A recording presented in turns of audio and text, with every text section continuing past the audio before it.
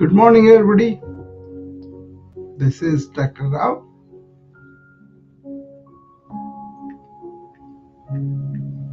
Today is the day 19 of our proactive wellness we have been talking about for the last few days. And this is about how can you be proactive about our own wellness. It's not about just preventive care, that's included. But apart from that, what can we do that will help us to really realize what is proactive awareness is, and how can we participate and take advantage of modern medical breakthroughs and also ancient wisdom. That kind of thing is always important for us. If you don't do that, then it is kind of difficult for us to uh, really live a balanced, very easy and better life. See, we want to live long, fine, but live long well enough, and live long by really understanding. Um, so, what is available for us to take advantage? Having the knowledge about what is going on and what had been, uh, I think, kind of helps us to live well, long, and really rather in somewhat joy, if not complete joy, at least a little bit of happiness, and then taking it easy about things that really do not matter to us. So it's a kind of understanding that this is really important for us. A lot of people don't do that because they don't know what is the current medical practice and how um, and what it is based on. It is kind of still based on the Newtonian physics, which is like treating a human being as a like a just a physical thing, but really do not consider our emotional side, or do not consider the intellectual side, and then really a feeling human being, right? So they just treat it like a number. But many patients feel not satisfied because they have to be heard, they have to be valued, and they have to be given attention to all dimensions. So today we're going to talk about what we say about 5 layers of our existence. That is Pancha koshas. I have briefly mentioned it several times, but it's more like what we are going to talk about today. That way you will understand what is going on here. This is a kind of a uh, Indian philosophy had this Pancha koshas to explain our existence of our personality, right? Yeah, everybody knows that we have a physical body. That's fine, and we have a mind, psyche, and that's all. Okay, most of the time. But then it's not like that. It's the 5 layers they talked about, which is very crucial for us to understand why we are having these 5 layers, and how we can really understand them. It's not like you can peel off one layer after other. They are intermixed, but then it's convenient to understand the human personality, human existence, how we are really having these 5 layers. The first layer is called Annamaya Kosha. Annamaya Kosha is something physical body, right? And that is with the food that we eat, and we keep it exercise, we kind of nurture it. It's like a temple, temple for our inner being. So you got to keep it strong, keep it well, and keep it neat, right? So that's why we have to exercise, and we have to do some hard physical labor, right? Or you can just move. just walk, just do everything that you have to. So let us first see what are those five layers are, and then we can go about how in medical practice it does help me to see the patients in a different light, and also really understand the patient's suffering at each layer. So let's first say what are the five layers are. Number one is Annamaya Kosha. That is, Anna means food. Annamaya Kosha. So made of food. That's why it's called physical body. That is number one. Number two is Pranamaya Kosha. That means your energy layer. You have the energy, and then you have specific uh, indication that you have energy, including the breath. That is the second layer. And the third layer is Manomaya Kosha. Manomaya Kosha means your thoughts, your feelings, and all that we really consider as human. That is the third layer. By the way, many of us are stuck on this Manomaya. We'll come to that later. And then fourth one is Vijnanamaya Kosha. That is, Vijnanamaya Kosha is our understanding of life, our intellect, how we understand things and how we discriminate things, how we go for some things and all that. That's a part of the personality. That's the Vijnanamaya Kosha. And then fifth one is Anandamaya Kosha. That is a blissful body.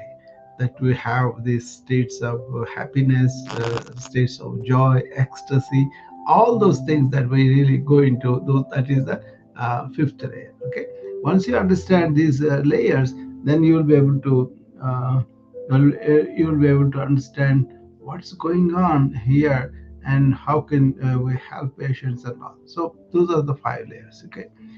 Uh, See, these layers, when we look at a patient, obviously we look at the anatomy, physiology, part problems, where things have gone wrong, and then fix them, right? But we don't tell them what to do with their energy. We don't tell them what to do with their constant thinking. This is information overload. We don't tell them any perspective about their misconceptions or misunderstandings or belief systems. We don't tell them anything, and then we don't have the foggiest idea what it is to be blissful all the time, right? But you can change that. You can change that by being friendly, being understanding, being empathetic, and then allowing them to express their pain and pleasure, whatever, right? So the way you look at the patient changes when you have these five layers.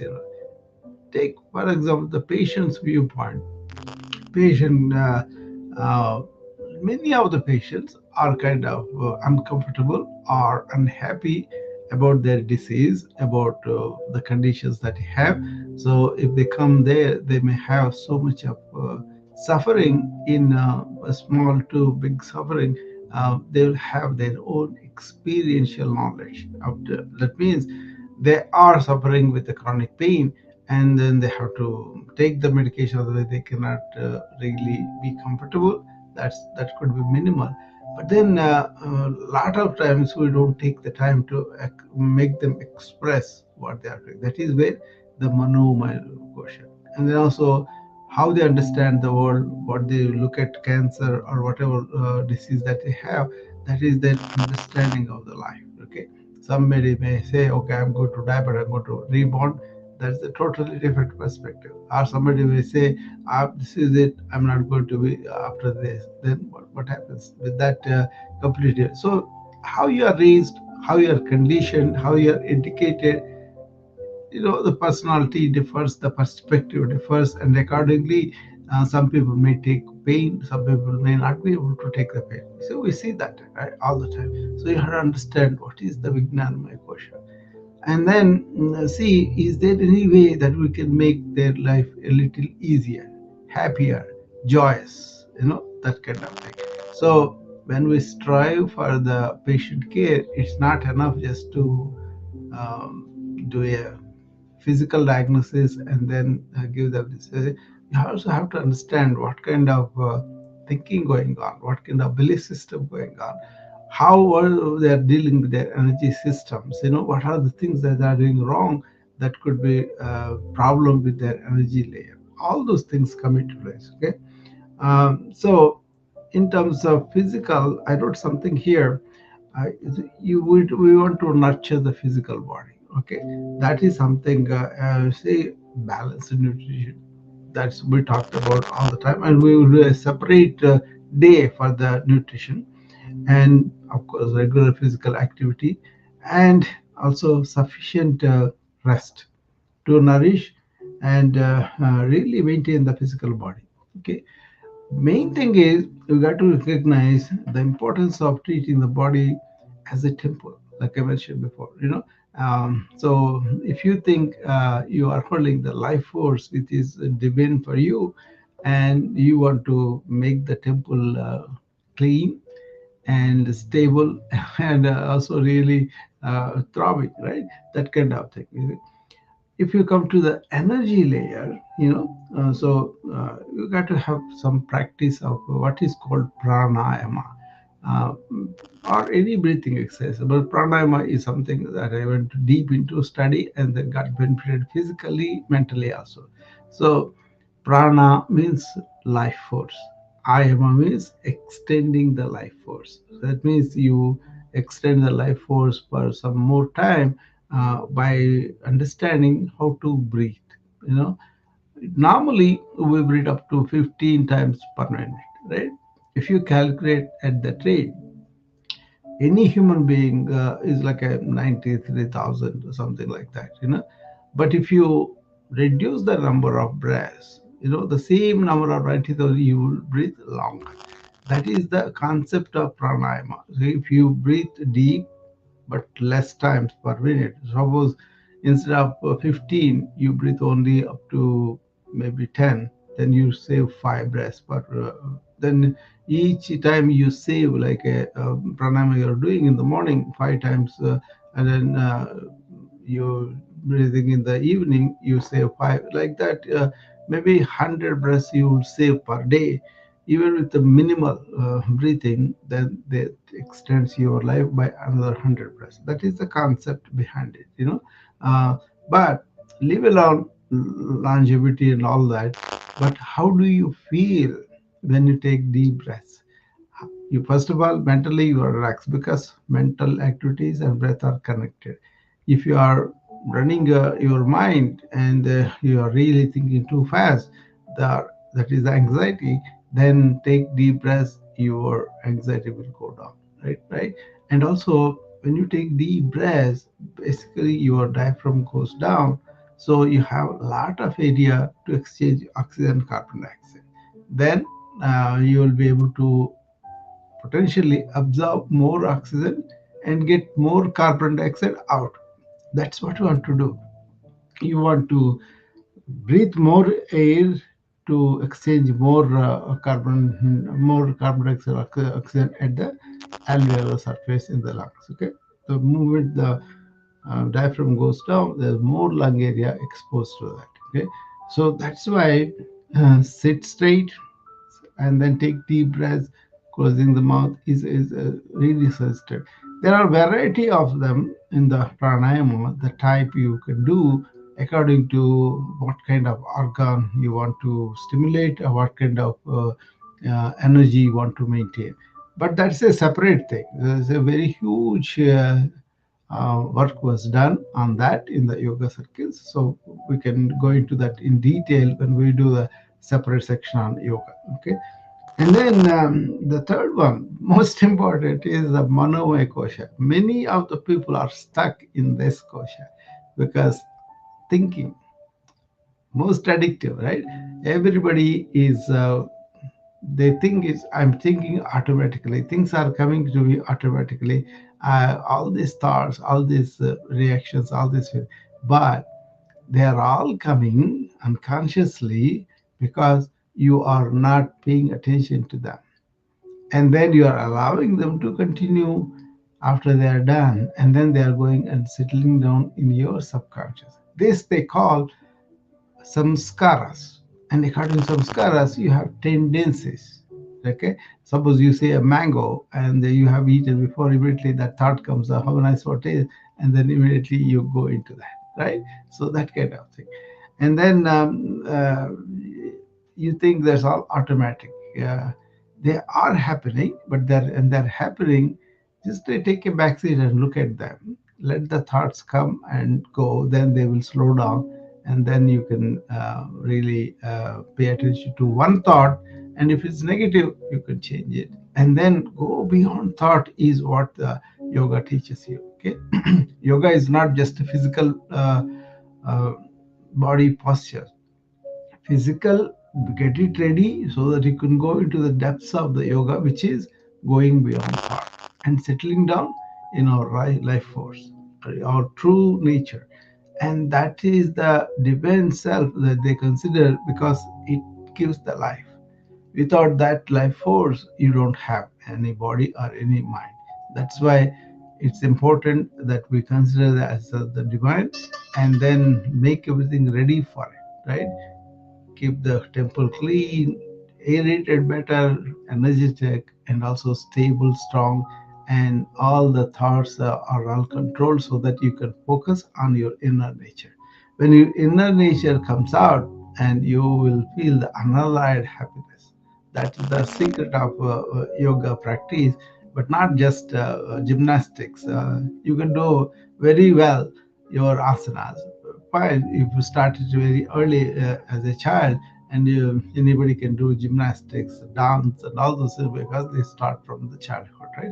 And then body has intelligence, you are maintaining, and you are expert at doing the some asanas. So what? It doesn't matter. But he suffers from depression, he suffers from anxiety because he has no control of the thought, right? So you got to understand manomaya kosha, the layer of thought. That's very important in modern times because we made it so. Rene Descartes, what he said, I think, therefore I am.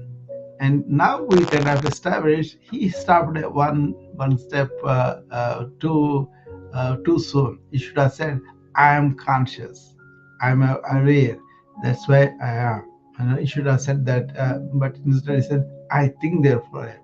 So the whole civilization, first West, now the East, everybody is caught now on that Manomaya question. Generally, but there are people who go beyond that. That's why we come to know these things. We understand because some people are written about it, talked about it, taught about it. And that's why we are. But by and large, many people are caught in the Manomaya question. You don't have to use the thought, which is your faculty, not to be slave for that. Okay, how do you do that? You get up in the morning, and be aware of everything around you, what's going on, right? And then you pay attention to the live beings. Don't let your mind go on automatic pilot. Okay, be intentional, purposeful, deliberate, and then you will see I can be in that presence just like that, not be consumed by the thought network, right? So we don't want to do that. We want to think purposely and end it. That is, people have to learn. For that, the meditation is there. Meditation is where you sit down and you take deep breaths and calm your mind and don't let it run as it was. This is more so important now because of the information age. We don't do physical work that much as we sit down and do on the computer or do these meetings like this. But after it is done, because I have to face the camera, I'm here. Otherwise, I'll be moving around. That is why even Zoom sessions where I can just stand and do. I prefer to do that. Okay, in about half an hour, I'll be going and doing a yoga session with my students. So that will be completely a good boost for me. And throughout the day, I just move around. So first be aware in the morning and be present, and then carry that through the day. And at the night time, review everything and remove all the thoughts and try to sleep. If you try to do that every day, you will have a beginner's mind in the morning. You won't have memory based or conditioned thought going on, and weaving a network all the time. In the meditation, what they do, oh, my thoughts are going all over, they bring me together, oh, I have too many thoughts, let me have a few thoughts, that heat of meditation is needed for everybody, okay, especially now with this so much data getting into our mind. They want to distract the advertisers, the announcements, that is deliberate in the social media, so that you can buy their things, whatever, but there are people who are devious and plan such a way when we can get their attention. What is the time we want to get their attention? I pay extra money on the YouTube so that I won't see those advertisements. Right? It's the premium feature. I may miss anything, but I won't miss that payment because I don't want to advertise anything come to me. Like I'm doing it now. I don't have anybody announcing or sending me things. They can come, but I ignore them. Okay, so in this age of information, what is happening is many people want to have our attention, and they are trying to break it. So that has become a danger of the social media, and they also manipulate the kids with all sorts of things that they shouldn't be seeing, and they are manufacturing. So we have to be responsible about that. Okay, so Manomoy Kosha, a lot of mindfulness, or you call it, I call it awareness. Be here and now, be aware, and then allow the thinking to come, and then be deliberate about it. Thinking is a very powerful force, very important for us. It can consume a lot of our energy. So don't let it be wherever, whatever it does. Then you will be lost. Okay. Instead, say be purposeful, be focused on what you want to think, and only think about it, or what you want to do. Use the thinking around it, not all over. But these people, what they want, they just want your attention, irrespective of what you are doing, where you are. They don't care about that. All they care about is how to sell things to you. Okay, so be careful about that. Manomaya kosha, very important, to be like ADHD. They're much more now because people's attention is taken away from the childhood. You cannot take a phone from the kid or a young adult because they are already used to that. Okay, be careful with that. And then we have the Vijnanamaya Kosha, as I talked about. Okay, see, it's about really having a self-aware of what is going on, and having this critical thinking of what is important, what is not, what is permanent, what is not, what is good in the long run. Rather than, so what they said was shreyas versus prayers. Shreyas means it is wonderful for you to be able to think of the long-term benefit and do things accordingly. Okay, and prayers is instant gratification. That has grown quite a bit now. So watch that, and also see what is really important in life, what is going to be permanent. Nitya, anitya. This is nitya means permanent, anitya means temporary. So if it is going to be temporary, why are you hanging on to it? You just dump it, right? So that is the discrimination, viveka they called it in the ancient times. They taught Shreyas, Nitya, and what is important in life. Okay, so even if you take some modern books like Stephen Covey, what he said was, okay, let me see, somebody is here. Oh, Terry is here.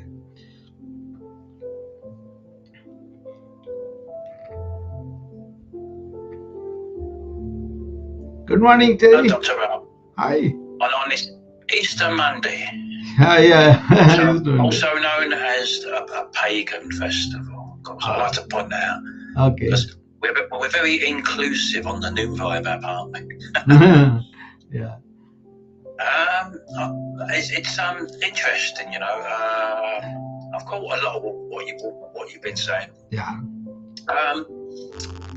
Now, it's very hard for people to stay in the present, isn't it, in the moment, if they're worrying about the future. Yeah, it is very hard. Yeah.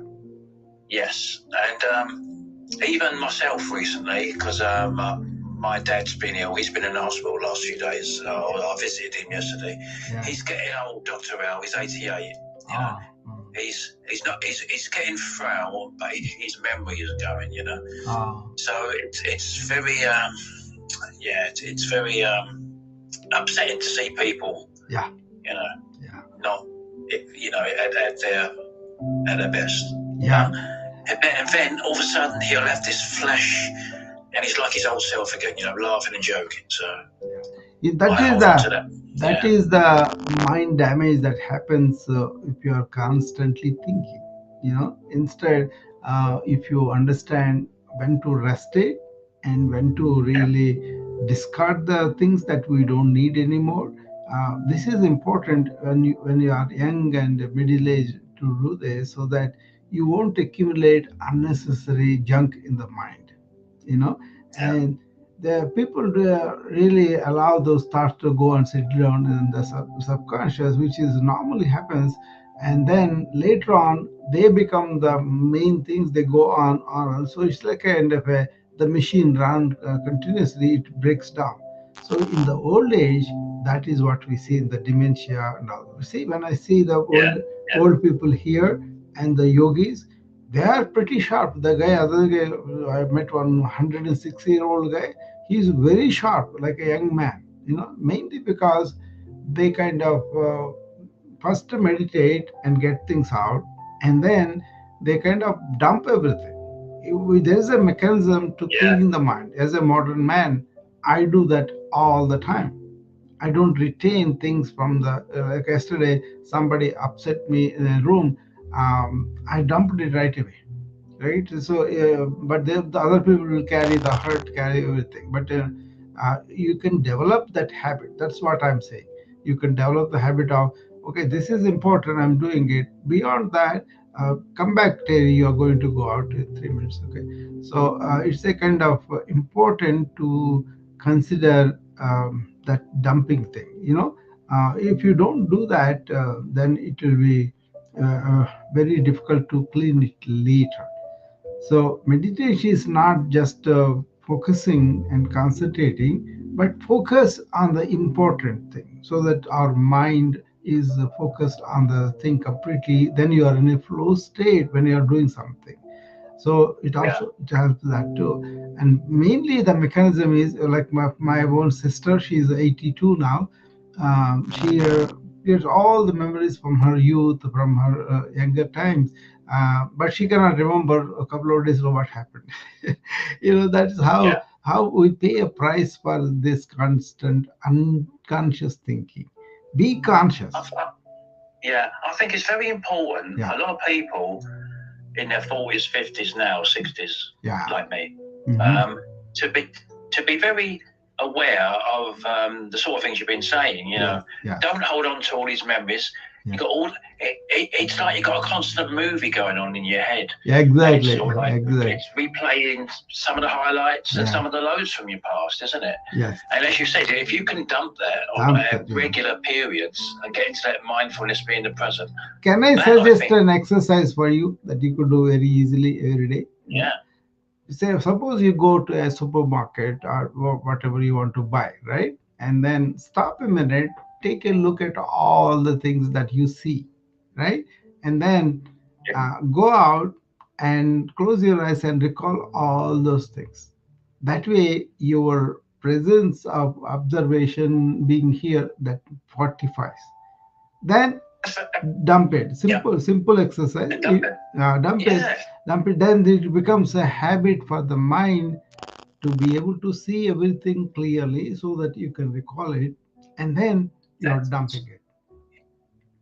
Do that through the day. Sorry, Dr. Al, I just want to say that's great advice, because I remember in the UK, we had a TV show in the 70s and 80s called The Generation Game, I think it was. And people, there was a conveyor belt that came out, and they had to look at all these random objects coming out and memorize them. And then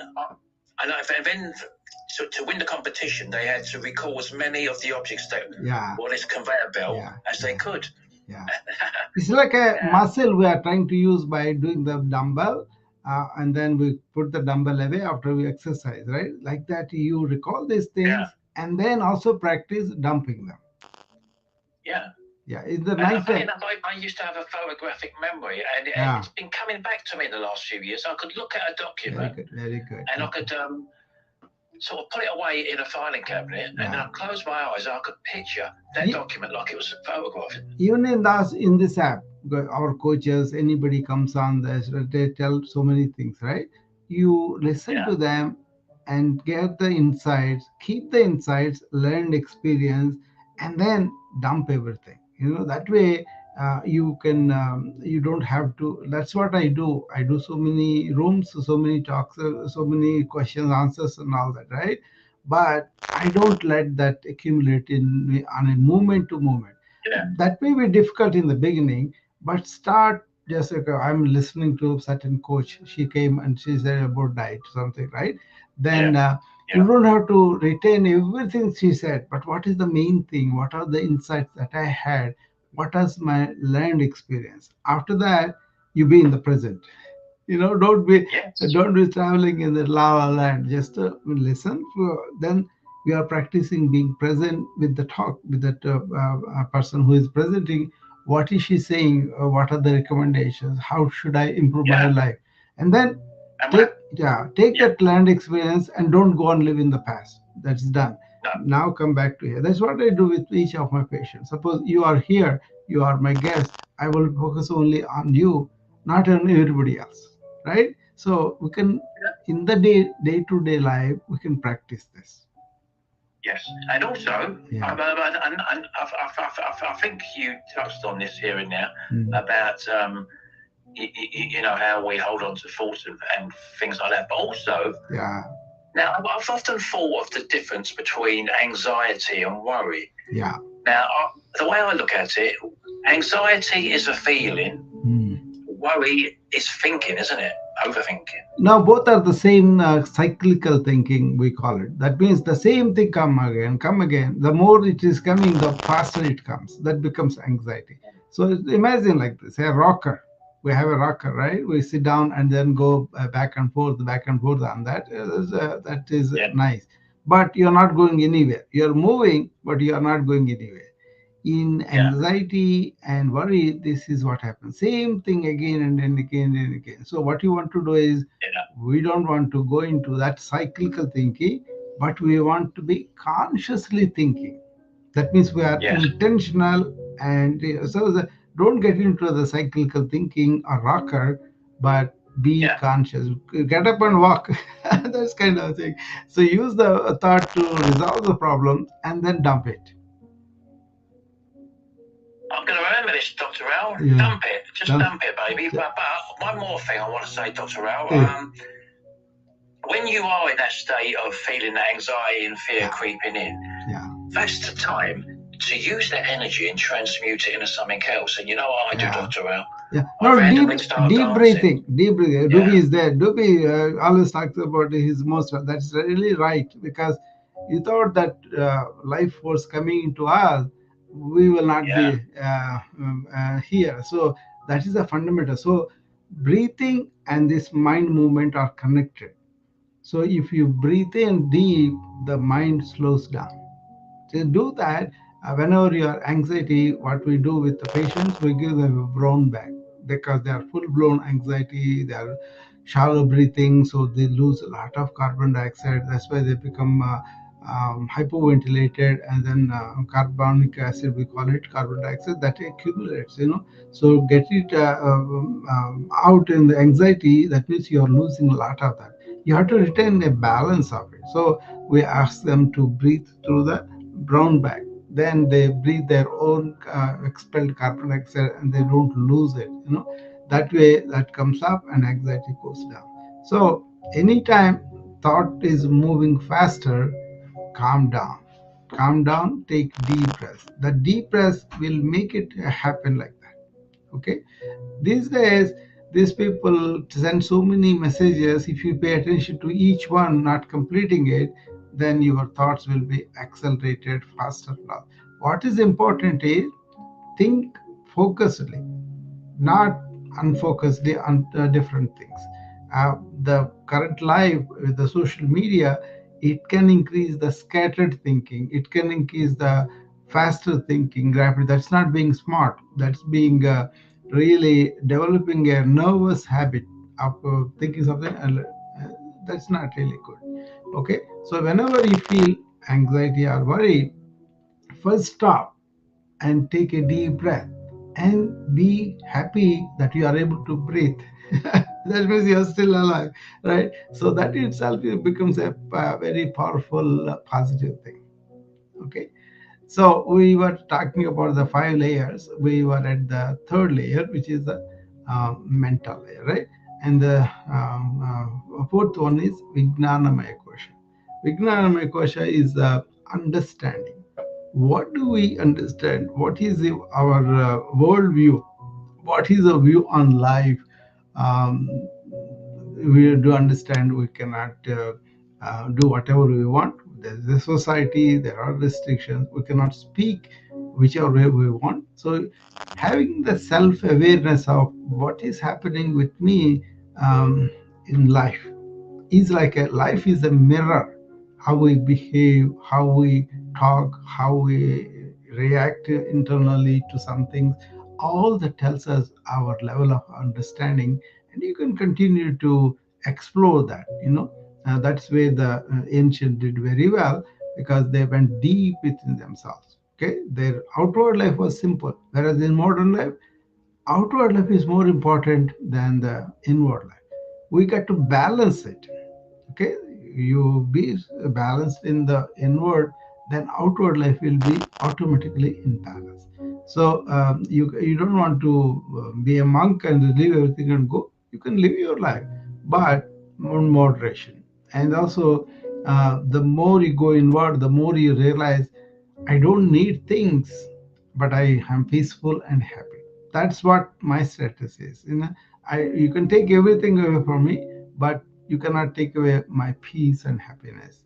That comes from within.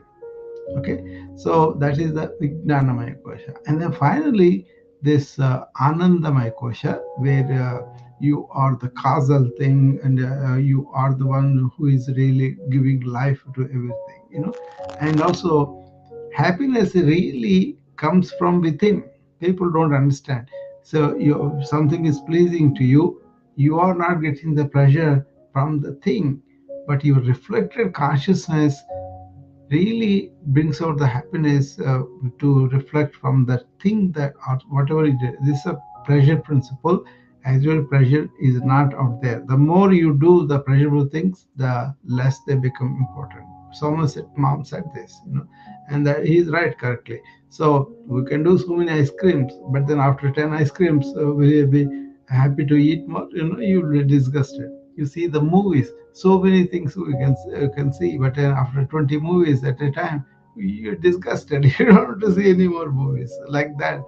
Don't go for the pleasure all the time. Maybe keep it moderate, but go for the inner, already there, the unalloyed happiness that comes from calming the mind down, and also really touching our inner layer of kindness, empathy, compassion. All those qualities come from within. So that is the another. There's so much more on these 5 layers, but then I just want people to be aware of that these are the ways that we work with. So pay attention a little bit. Just exercise, move, take deep breaths, and keep your mind calm in the morning, in the evening, and be focused, be in flow, pay attention to work and all that.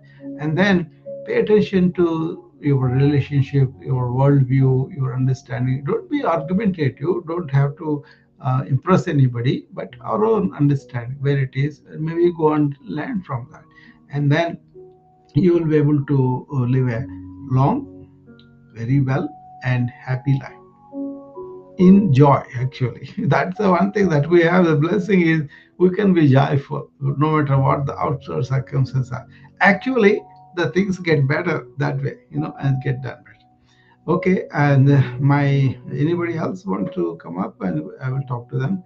Otherwise, I have a wellness club coming up in about 15 minutes, where my students come, and The focus of this hour, the wellness hour, club hour, is to be in the present, to be aware.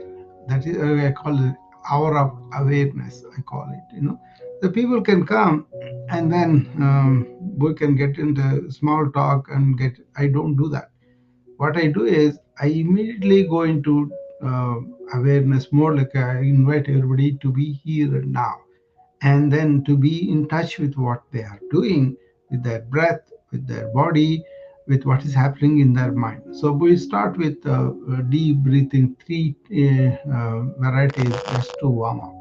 Then we do the warm up for the body. Then we do the regular 10, 15 asanas, yoga, as you understand. And then we go into the real uh, morning pranayama for 10 different breathing exercises, and then we go into focusing our mind and following the mind's thoughts and all that, and really touching that inner spot, and after that I may open the floor for 15 minutes. 45 minutes we take for this, and the 15 minutes we may open questions regarding their own perception, their own insights into the practice, into the daily life, into the worries or whatever they come, they talk about it. That is when I try to clear. But I'm available on my Facebook group, which is called Conquer Burnout. Okay, you can go and sign up there if you want to, and then you can submit questions there, or you can ask anything, and then you can see my this tape also will be there, so you can see my tapes and all. So just trying to reach people when they want to, and then we conclude our session and go home.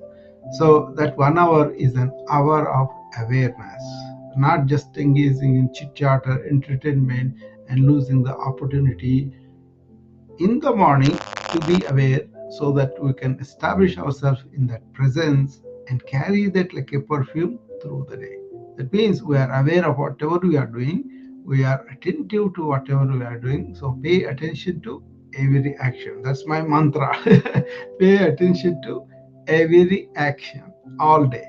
If you are like that, nighttime you will not have that many dreams, and your mind is in order. So it goes into real good sleep, and in the morning you wake up really energized. Okay, so hopefully that blessing will come on you. I hope it will do, and I will see you back again tomorrow. Okay, bye bye.